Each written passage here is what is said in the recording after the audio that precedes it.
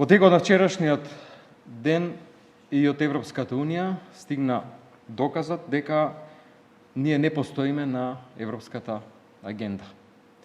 После најавата за така наречен супер вторник, тоа е следниот вторник на 14 јули, кога ќе се одржат повеќе меѓувладени конференции за 4 земји, очигледно идните кандидати на идните земји членки, а сега кандидати за членство во Европската Унија, со што ќе се отворат повеќе кластери и ќе се затворат повеќе поглавја, ќе се отворат кластери за преговори за Украина и за Молдавија, ќе се затворат поглавја повеќе 2, односно 3 за Црна Гора и Албанија. И при тоа со конкретни чекори Европската Унија кажува дека проширувањето е високо на листата на приоритети во нивната агенда, а при тоа и за време на последната посета на еврокомесарката Марта Кос, која јасно, гласно, недвосмислено кажа дека треба Македонија јасно да каже дали останува на европскиот пат. Очигледно е дека благодарение на премиерот Христијан Мицкоски и ВМРО-ДПМН ние на тој пат повеќе не сме.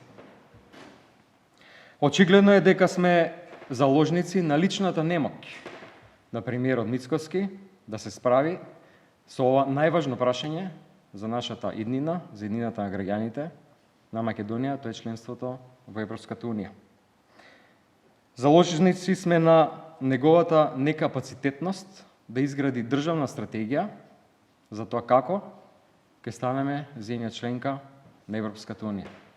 Заложници сме на лагите со кои што тој дојде на власт и сега со истите лаги останува на власт. Тоа што не ни бега и тоа што е очигледна иднина на оваа држава, која во овој момент ја води Христијан Мицкоски, е очигледно изолација. Кога има се повеќе информации, извештаи официјални на Европскиот парламент кои што укажуваат дека има силно руско влијание во регионот, дека има центри во Србија на разузнавачките руски служби кои што влијаат на земјите во регионот и се подкопува нивниот суверенитет и забавување во пристапувањето на Европската Унија, очигледно е дека една од тие земји во кои овие активности имаат резултат е Македонија. Остануваме надвор од сите европски текови, подложни под силно влијание на процеси кои што му штетат на евроинтегративниот процес, кој што со децении наназад е стратешка определба на нашата земја. Се постава прашањето, гледаат ли граѓаните што се случува и каде и на кој начин Христијан Мицкоски и ВМРО ја водат земјата. Иднината на државата е неизвестност. Наместо да се спроведуваат реформите, наместо да се чекори напред кон Европска Унија, сега, кога очигледно вратите се отворени како никогаш досега, немале подршка земјите кандидати да станат земји членки на Европската Унија, меѓу другото и поради за овој момент многу карактеристичните геополитички, геостратешки придвижувања на секаде во светот, посебно во Европа, ние остануваме на страна. Остануваме под влијание на други земји кои што немаат интерес регионот и Македонија да се интегрира во Европа. Остануваме на страна од сите финансиски текови, економски текови, кои што како подршка можат и доаѓаат од Европа за земјите кои што ги остваруваат реформите и се приклучуваат кон Европска Унија, како на пример Црна Гора, за која во следниот 7-годишен буџет на Европска Унија се предвидени над 3 милиарди евра неповратни средства, додека ние се задолжуваме во милиарди евра од непознати кинески извори, со кој знае колкави камати, кои што ќе ги враќаат следните генерации. Каде води тоа? Тоа води таму каде што веќе сега ги осеќаме првичните резултати. Пад на странските инвестиции, пад на индустријското производство, стагнација на платите, на просечната, на минималната плата, стагнација на платите во здравството, во образованието, стагнација на примањата во социјалните трансфери, несигурност кон пензионерите, со тоа што не се знае и владата не кажува што се случува со вториот пензиски фонд, кој што треба да се менаџира и да следните пензионери примаат пари од таму, напротив, ја подкрева и кај нив сомнежот за тоа дали воопшто ќе има пари за исплата на пензиите. Понатаму хаос во земјоделството, луѓе кои што не можат да преживеат поради тоа што немаат доволно средства, немаат субвенции од државата. И сето тоа владата на некој начин сака да го маскира со тоа што предлага еден ребаланс, кој што не е ништо друго, туку бројки на хартија, кои што никако нема да може да се остварат, впрочем како што не се оствари ниту овој буџет кој што се носеше на почетокот на годината. Префрлање од едно место во друго, закрпување на дупки, нешто од што ниту граѓаните ќе видат некаков бенефит, а уште помалку државата во целост во контекст на остварувањето на стратешките цели. При тоа, единствено нешто што прави премиерот е да раскажува приказни. И тоа е единствено нешто во што е добар, за жал граѓаните за негова жал веќе не му веруваат. Тоа дека сме биле трета економија во Европа, тоа дека тука тече мед и млеко, но граѓаните знаат дека тоа не е вистина, затоа што фрижидерите и паричниците едноставно им се попразни. Следуваат тешки есенски месеци, во кои што не се знае колка ќе биде цената на струјата, што ќе покрене дополнителен бран на поскапување. Политичката изолација носи економско упропастување на земјата. Со блокадата на европската иднина ризикуваме да останеме последни во регионот. Ризикуваме да останеме слепо црево на балконот на Европа, земја од која што младите единствено нешто на што ќе мислите како да се иселат, поради тоа што нема да имаат можности, тука и ќе сакаат да живеат, да работат во нормални европски развиени земји. Очигледно е дека сме заложници на Христијан Мицкоски и на неговата криминална група, која што единствено нешто за кој што работат се нивните лични интереси. Благодарам.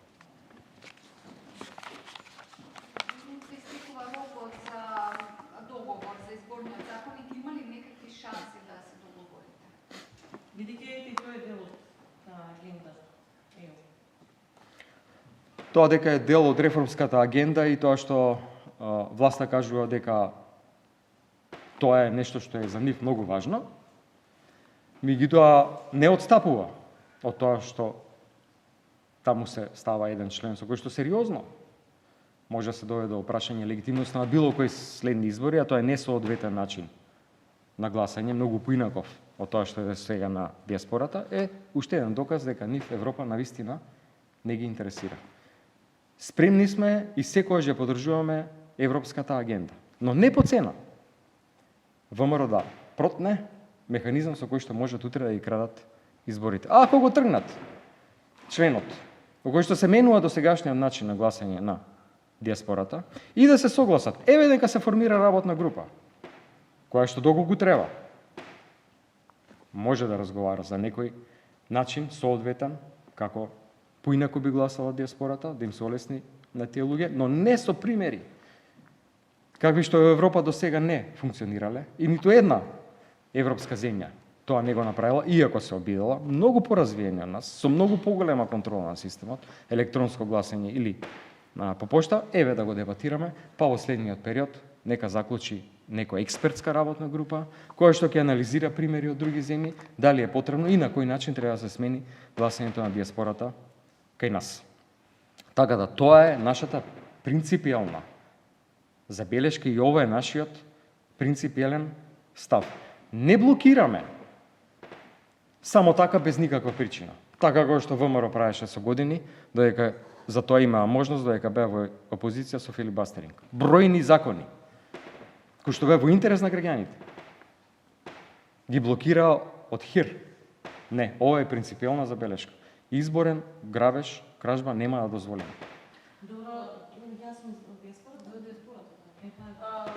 Дали сметате дека е потребно да се смени некаков друг начин, да дадете некој друг предлог, бидејќи они велат не е важно каков начин ќе биде, битно е диаспората да има полесен начин да гласа без да дојдат овде иселениците да гласаат во Македонија. Дали вие сметате дека постои некаков начин, бидејќи нивните аргументи се еве во следниот период и сите држави со вештачка интелигенција ќе гласаат веќе од дома, а ние остануваме се уште на тој принцип да мора тука да се например со електронски подпис или некако. Многу интересно тоа што гледате власта како одржува се да биде вака, без никаков прогрес тука во државата. И нема никаков напредок во ниту еден сектор, во ниту една сфера во државата. Нема нова технологија во образованието, нема нова технологија во здравството. И видите како хаос е во здравството. Не работат операциони сали, нема лекови за пациенти. Видите у какви услови учат учениците. Видите што се случува во земјоделството, а во светот има, например, нова технологија, која што се зголемува производството на земјоделците, кога тоа ќе се имплементира. И сега ние не зборуваме за нас, за тоа како да го напредиме квалитетот на животот на нашите граѓани со било која алатка, механизам, технологија која што има во Европа и во светот, и власта се фокусира на некаков нов начин со нова технологија за гласање на диаспората. Зошто? Зошто е тоа така? Зошто немаат интерес државата да се унапреди? Зошто немаат интерес ние да тргнеме напред? Зошто Христијан Мицкоски поради своји лични интереси тука не држи во место? Тој нема право да го прави тоа. Нема право ова да го прават. Нема никакво политичко морално право да држат земја тука во место дека регионот оди напред и да бараат изговори. При тоа да го најдеме и најидеалниот систем за електронско гласање на диаспората. Па зарем не стравувате дека некој тој ден може да направи хакерски напад? Дали ќе биде лагодно и дали не ставаме терет на диаспората да ја изложиме на таков ризик утре некој нив да им префрли дека изборите тука биле нелегитимни? А предлогот за по пошта? Исто тоа е. Како ќе го контролираме тој принцип, тој механизам? Кај ќе доаѓаат писмата? Дали вие сакате некој наш сограѓанин кој што живее во диаспора да го изложиме на ризик, некој во негово име да прати писмо од некаде? Дали диаспората би сакала да биде изложена на таков ризик? На крајот на краиштата, гледате, еве ќе повторам, нека седне и нека разговара експертска група. Не може вакви сериозни прашања да се решаваат ад хок. При тоа нема ни да важат за сега, важат од некој период за 2-3 години од сега. Зошто е ова брзање? Има ли одговор власта зошто брза да имплементира некој механизам што сака да важи за изборите од 2029 година? Прашајте го премиерот на следната пресконференција. Нека ви каже зошто мора тоа сега. Или користи некаков изговор само да обвини некој друг дека реформската агенда не се спроведува. Тоа е причината. И вовед во изборна кражба дополнителни инструменти кои што може да манипулираат со гласовите. Дали сметате дека изборниот закон таков како што е сега е добар? Гледайте, не смените, дали гледайте, добро функционирале изборите до сега. Немало сериозни забелешки. Добро се спроведувале. Така да апсолутно сметам дека добро, додолку повеќе што не е една забелешката само за тоа. Сметаме дека и со другите предлог забелешки се отвара можност за манипулација со изборите. Начинот на заокружување. Зашто да се бележи некако поинаку името, односно партијата за која што гласате, од тоа што е до сега, само со заокружување на бројчето. Зошто да се прават такви трикови?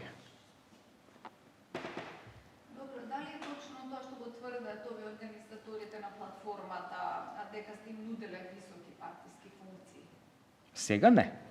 Апсолутно. Пред неколку месеци наводно ви информирале дека планираат нешто да направат и вие сте им нуделе партиски функции. Сте биле запознаен така. Еве што е вистината. Точно е дека во изминатиот период со дел од луѓето кои што беа таму сум разговарал. Имавме отворени разговори, им кажав дека сметам дека местото за разговор е партијата, дека тука може да дебатираме со органите и телата на партијата за сите политики, наши ставови, инструменти со кои што работиме, спремни сме да нешто модифицираме согласно некои добри, конструктивни забелешки. Точно е дека сум имал бројни средби, меѓутоа ништо после и никаков контакт после средбата. И затоа го упативме и повикот после состанокот на извршниот одбор, на кој што тоа едногласно го донесов. Местото за дебата, за внатрепартиските случувања, механизми на работа, градење на политики и механизам и така натаму на Социјалдемократскиот сојуз на Македонија е тука во СДСМ. И вратите им се отворени.